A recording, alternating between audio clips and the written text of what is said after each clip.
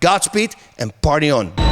Spencer Lazara, MMAinterviews.tv here with Dominick Cruz. Erin Beach is his teammate at Alliance MMA. He had a tough fight, tough loss, close loss to Camacho. How do you feel about his performance tonight? You know, I'm not disappointed in the way he fought at all. He went out there, he trained very hard for this fight. He did the training camp, and he fought from beginning to end in the fight. So you can't be mad at somebody if they don't quit and if they put in a full training camp as he did. So I got nothing but love for the dude. Yeah, that was an incredible fight. Lots of action, back and forth. That Superman punch landed flush. You be working with him on that or what? You know, I mean, I work on, we all work together, you know. He helps me, I help him. We're a team, you know, at Alliance Training Center, and that's how we try to keep it. You know, he threw a lot of solid punches. The guy didn't go down. They both were standing in there banging it. I'm just glad that they both went out there and put on an exciting fight. It was sick.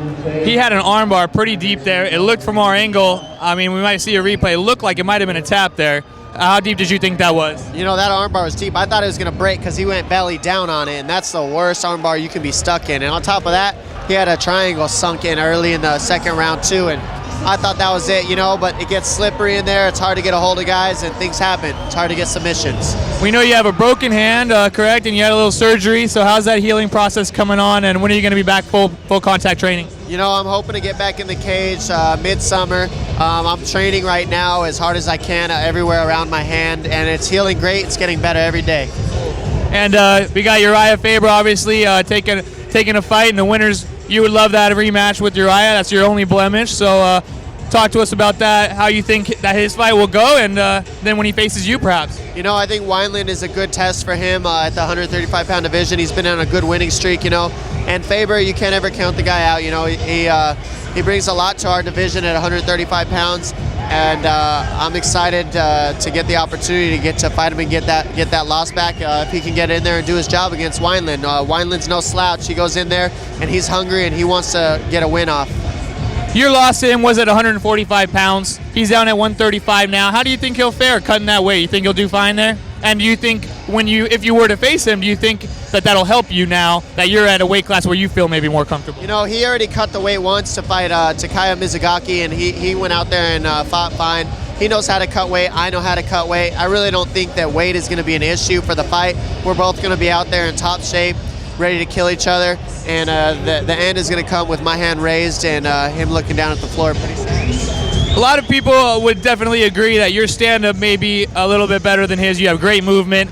Your wrestling is also really good. Do you think that you'll be able to out-wrestle him?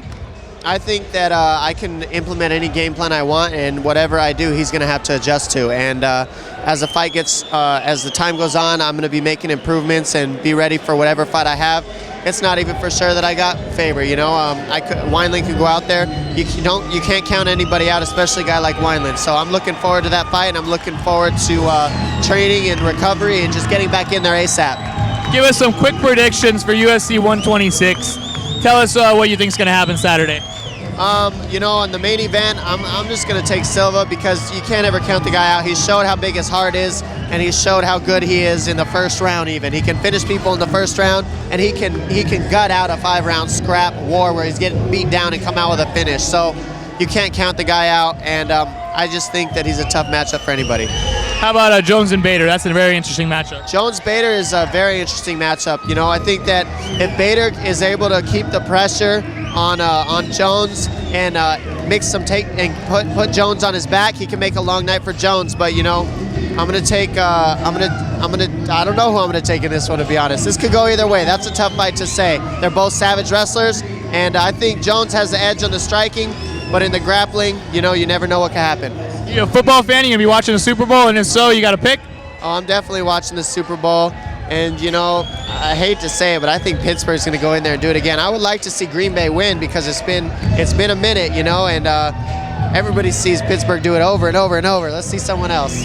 What do you think about Aaron Rodgers doing his little belt thing when he gets in the end zone for being a fighter? I think it's sick. I mean, just the fact that the football players are looking at us and doing things we do, you know, it shows how legit and that we're pro athletes also, and they respect what we do, we respect what they do, and we're all athletes. Appreciate the time. Dominick Cruz here at King of the Cage. Look for his next fight after his hand meals.